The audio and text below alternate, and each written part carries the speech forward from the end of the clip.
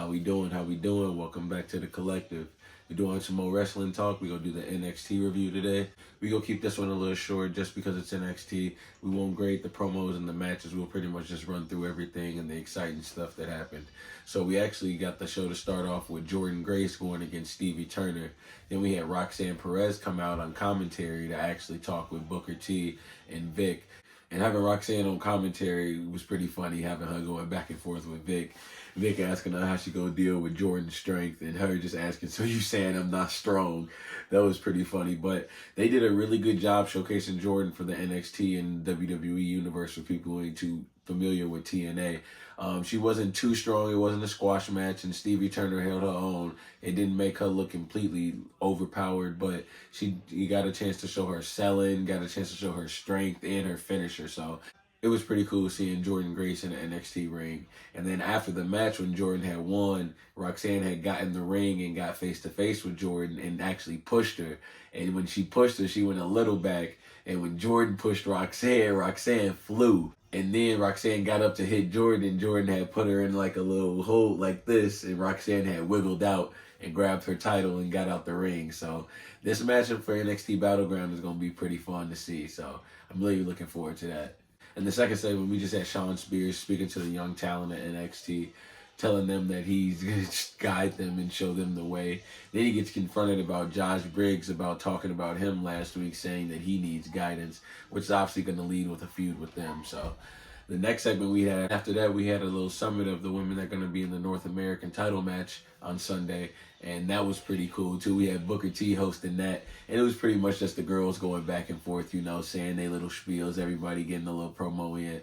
And then they got the boxing at the end, which led to Ava sending out, I think his name was Mr. Stone, the guy that was walking around with her while she deals with Ethan Page. So he came out there and announced that there was going to be a 6-woman tag match between all the women. So I thought the teams were going to be how they had 3 in the ring and 3 out, but they actually ended up mixing them up. So they ended up being in different teams, but we'll talk about what happened in that match later. And then after that, we get a video of Dempsey trying to practice his Italian in the mirror and pretty much saying capiche to the other guys in the group, Damon and them, pretty much trying to get them to act like the family because he sees how the family operates and how tight-knit and how solid they are, and he wants his group to be like that. And I guess he thinks acting Italian will get him in that, you know, kind of mode, but I don't think his group is really going for it, and I think it's going to lead to Dempsey actually joining the family, especially with what happened with that Heritage Cup match that we'll talk about in a little bit. So after that, we actually get a match of Thea Hale going against Jasmine Nix, and Duke and Riley said that they weren't going to come out and support Thea because they had people that weren't in Chase U supporting Thea, which they were talking about Ridge Holland. And Ridge Holland ends up coming out of nowhere and coming out there with Andre Chase to support Thea. And while the match is going on with Jasmine Nix, Duke and Riley do end up coming out there mid-match, and it ends up distracting Thea because they told her that they weren't coming. And in that distraction, Jasmine Nix gets her, but then she catches her in the Kimura. Jasmine Nix gets to the rope, and then she hits her with a Pele kick when Thea Hale wasn't paying attention, and it ended. So I think they're going with the Chase U breaking up angle, and it's all because of Ridge Holland. So I feel so bad for Ridge. He causing injuries, causing breakups. That man can't do nothing right. So after that match, we were getting Josh Briggs coming out, and we heard some noise and scuffling going around, and the cameraman went to the back and saw Shawn Spears actually attacking Josh Briggs with a chair. And then Javon Evans comes out, and it was like, I bet you won't do that to me, and got to brawling with Shawn Spears and ended up taking it all the way out to the ring, going out to the announce table, almost getting put through the announce table, but flipping Shawn Spears over him, then going back into the ring and hitting a nasty cutter. That cutter, Javon Evans has the best cutter in WWE. Cody, my favorite wrestler, and Javon Evans got the best cutter in WWE. Let me tell you, that shit is nasty.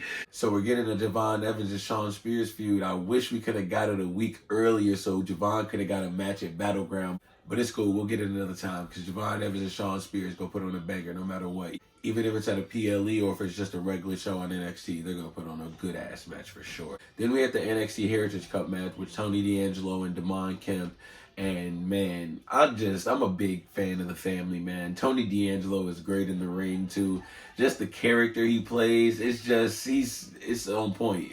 I can't wait for the family to go to the main roster. I know some of them ain't ready yet, but when they all ready and they all get to move to the main roster gonna love them. The family is great, but they put on a really good match. I really like the NXT Heritage Cup rules, how there's 2-minute rounds, and if you get a pinfall, you get a point, and the first to 2 points wins. It was a really cool spot when Damon Kemp hit his finisher on Tony D'Angelo and was getting the pin for 3 while Tony D'Angelo was already up 1 point, and he got the pinfall right as the clock ended, and he didn't get the 3 count. So the next round was starting, and he was going to charge Tony D'Angelo, and Tony caught him with a bada bing and ended it and got the 2 count. So it looked like Dempsey's group is having some more problems, and it looks like the family is still striving. So it's looking good for them. So then we get a backstage segment with Jordan Grace meeting up with Michin, a little TNA reunion now. And then we had Jada Parker get back in the segment. We had Sol Ruka get in the segment. We had Tatum Paxley get in the segment. We had Ariana Grace get in the segment, all meeting Jordan Grace and her seeing all the different personalities and people that are in NXT, well, the women at least. So that was a pretty cool segment to have with Jordan Grace, especially if she get the NXT Championship and start working both shows. So then we had a match of Natalya going against Izzy Dame, which I really don't know why Natalya won. Natalya shouldn't be winning over any young talent, but we're just going to skip over this one. After that, Tyreek and Tajay coming out to have a match, and Gallus attacked them during the commercial break after their entrance, and they pretty much spit a promo with Joe Coffey saying that in that triple threat match on Sunday, anything goes. So Gallus is going to make sure they can do anything in their power to make sure Joe walk out that North American champion. And that's when we got Obafemi coming out saying he respect them and know to take him dangerous, but they'll be some fools if they think they finna take his title from him. And then we got Wes Lee come from the crowd and say that they all doing their little talks and sticks right now, but they all know who the real champion gonna be. And then we got everybody to boxing. And of course the people with numbers got the advantage. So we had Gallus jumping on Wesley and Obafemi and taking them both out and standing up tall. So it's looking good for Joe Coffey on Sunday. So then we had the 6-woman tag match as the last match of the night with Fallon Henley, Kalani, and Lash Legend going against Michin, Jada Parker, and Sol Ruka. And they were kind of playing this angle the whole match that nobody wanted to have Sol in the match. Like they weren't trying to tag Sol in. It was Jada and Michin going back and forth, getting tagged into the match, taking out Lash Legend and taking out Kalani. And Fallon Henley got some action too, but they were trying really bad not to get Sol in the match. Kind of hinting that Sol is going to be the one to take the title, especially because she was the number 1 in the combine for the women. So after Sol eventually does get in, she gets going on a run, but then she gets attacked by Lash and Fallon because Michin and Jada get into it on the side about who was getting tagged in next, and they start fighting. And Lash and Fallon are helping jump Sol. Kalani comes in and tells them to stop, and Fallon swings on Kalani. And then when she goes to swing on Sol, she misses and hits Lash Legend, and then they start boxing. And everybody starts boxing, and they take it out the ring. And while that is happening and Lash is gathering herself, Sol Ruka catches her with a nasty Soul Snatcher. That shit is the cleanest finisher in NXT. I don't care what nobody has to say. That finisher is so nasty, and she caught it from the middle of the rope too. It wasn't even on the corner, so it was so clean. So Ruka took that W, and it looking like she might take that W on Sunday too. And the last segment we got was Ethan Page signing his contract to join NXT, which has some stipulations on the contract that Ava didn't want to sign.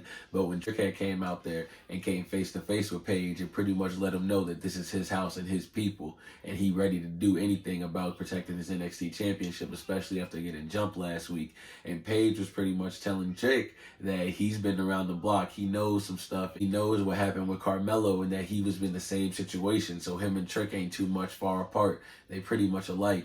And the contract that Ava was too scared to sign comes with the stipulation that Ethan Page gets a title match on Sunday at Battleground against Trick. And Trick told Ava to sign it, that he wasn't worried about it, and let's do it. So now we got Trick and Ethan Page main eventing on UFC Battleground on Sunday. So that card is looking pretty good. So I'm going to do a prediction video for that for sure. So I'll get that out for you guys soon. But thank you for tuning in to the NXT review, y'all. I hope y'all checked out that Monday Night Raw review too. And I appreciate y'all for tuning in to the channel.